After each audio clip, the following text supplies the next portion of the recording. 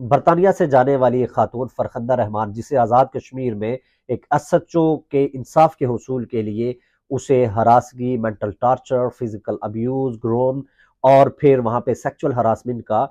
سامنا کرنا پڑا۔ اب دنیا بھر میں یہ معاملہ جو ہے وہ وائرل ہے، لیکن اسی ریاست کے جو صدر صاحب ہیں وہ اس سے مکمل طور پر بے خبر ہیں۔ رفیق مغل صاحب نے ان سے جب سوال کیا تو انہیں پتہ ہی نہیں کہ چل کیا رہا ہے۔ پھر اسے شراب کی بوتل بھی کھولی ہوئی تھی اور وہ اس کو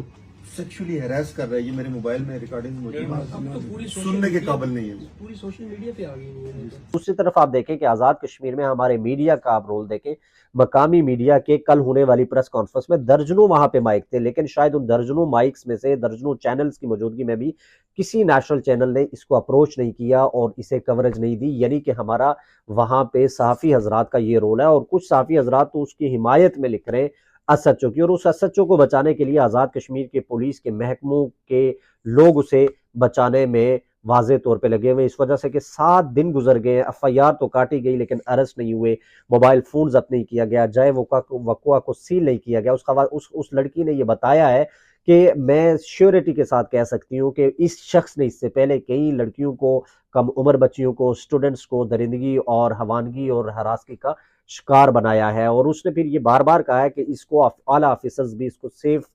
سائڈ دے رہے ہیں، اس کو بچانے کے لیے لگے ہوئے، سفارشیں کی جا رہی ہیں، لیکن میں جنگ لڑوں گی۔ اور اس نے یہ پیغام دیا ہے، رو رو کے یہ پیغام دیا ہے کہ میں انصاف کے حصول کے لیے آئی تھی، کہ میرے گھر پہ قبضہ ہوا ہے، لیکن انصاف کے بجائے میرے ساتھ یہ درندگی کھیلی گئی اور 4 ماہ سے میں یہاں پہ ذلیل و خوار ہو رہی ہوں۔ اس کے بعد اس نے یہ کہا ہے کہ وہ خواتین، وہ بچیاں، وہ بھی بولیں جن کے ساتھ زیادتی ہو رہی ہے، میں آپ کے ساتھ ہوں۔ تو آزاد کشمیر کی خواتین کو بھی چاہیے، لڑکیوں کو بھی چاہیے، اور رشوت جو لوگ لے رہے ہیں ان کو بھی چاہیے، جن کے ساتھ وکٹمائزیشن ہو رہا ہے، کہ موبائل کی آڈیو ویڈیو آن کر کے ثبوت اکٹھا کریں۔ ان اداروں پہ، ان عدالتوں پہ، ان لوگوں پہ، ان حکومتوں پہ کوئی اعتماد نہیں کر سکتے جس کے ریاست کے صدر کو نہیں پتا، جس کے کوئی ایم ایل ایز نہ بولے، جس کے کوئی اسمبلیوں میں بیٹھنے والے لوگ اس پہ نہ بولے، اور جس پہ آپ کے مذہبی طبقہ نہ بولے، کسی مسجد سے، کسی ممبر و محراب سے کوئی اذان اور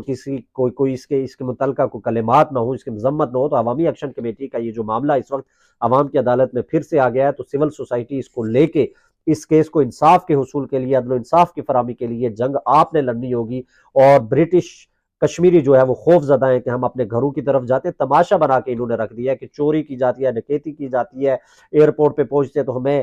چھیننے کے لیے مرڈر کر دیا جاتا ہے، روبری کی جاتی ہے۔ تو برطانیہ کے لوگوں نے یہ فیصلہ کیا، ہم نے آزاد کشمیر میں اب نہیں جانا، بلکہ وہ لوگ عمرے کے لیے جاتے ہیں، موروکو جاتے ہیں، یورپ جاتے ہیں، آگے پیچھے گھومنے کے لیے جاتے ہیں، ہالیڈیز بنانے کے لیے۔ یہاں کی بچی، یہاں کی خواتین اور سب کے سب خوف زدہ ہیں۔ میرے خیال میں آزاد کشمیر کی حکومت کے لیے اس سے بڑا شرمناک معاملہ